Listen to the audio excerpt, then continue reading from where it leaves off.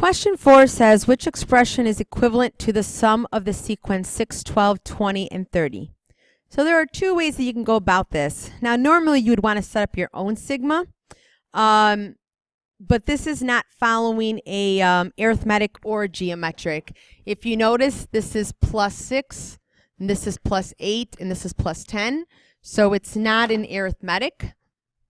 So geometric would mean if it's multiplying by the same number. So times 2 would be 12, but times 2 would not be 20. So it's not geometric as well.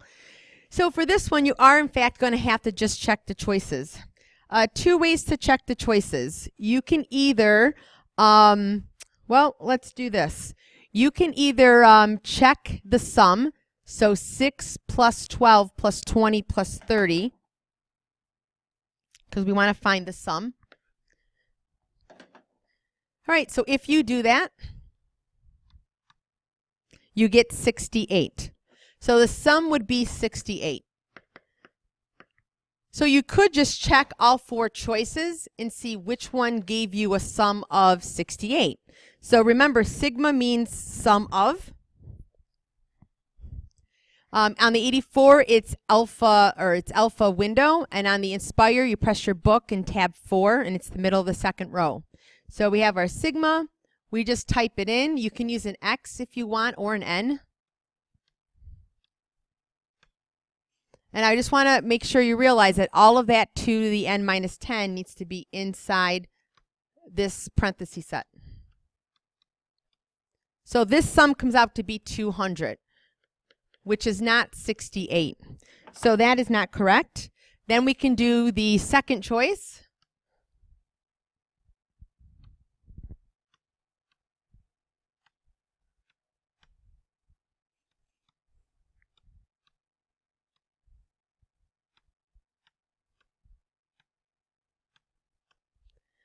And that is definitely not 68.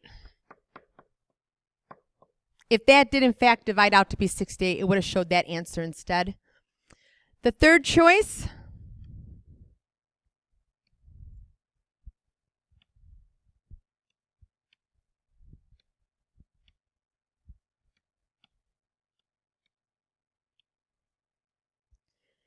that gives you 54. And don't assume that it's choice 4. Maybe by chance you accidentally typed in choice 2 wrong, and that's why your answer wasn't working out. So you really should take the extra 30 seconds to type in this and verify that this is the correct answer.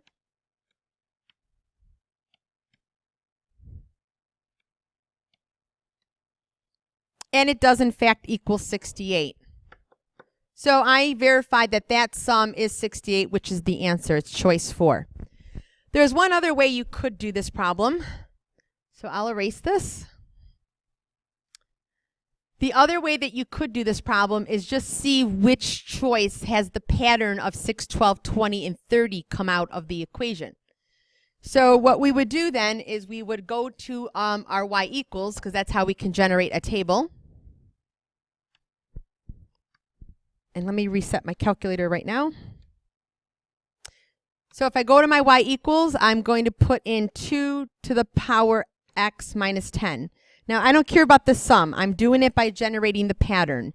So if I go to the table, I need the fourth term right here, the fourth term up to the seventh term to be these four numbers. Now, I can look at my table right now. The fourth term is coming out as a 6. If you want to clear your table up a little bit to get rid of all the extra stuff, you can go to second window to table setup, change it to ask, and then I can just literally type in 4 to 7. That way it clears off any extra stuff.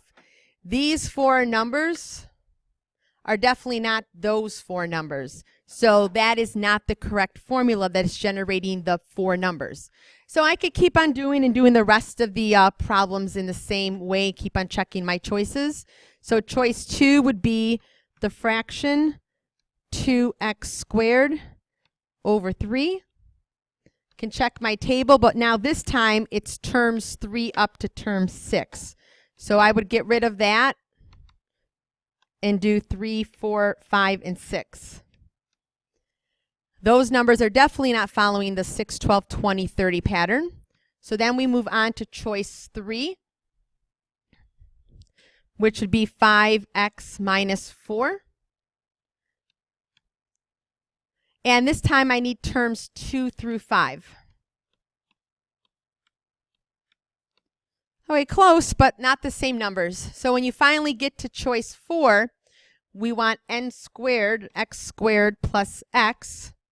And then when I look at the terms 2 through 5, which are right there, it's 6, 12, 20, and 30. They do match, so I know that that's the correct sigma as well.